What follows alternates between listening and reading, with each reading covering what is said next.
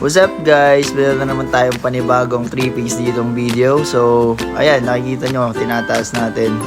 Meron po akong Dutch Mill. Yan na.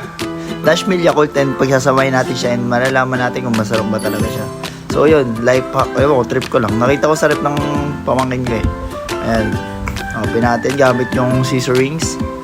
Scissor rings. Okay, nabuksan naman. Maliit lang para astig, oh, di ba? Matagal ilagay.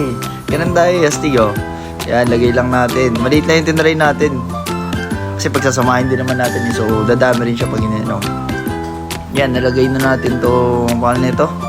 Dutch Mill. Dutch Mill check. Yan. Yan. Tapos, yun. May sugat pa nga pala ako sa noo. Ayaw mo kung nangyari. Anyway, yan, lagay na natin tong Yakult. Ang Yakult. Yakult at Dutch Mill natin pinagsasama dito, guys. So, ewan ko kung may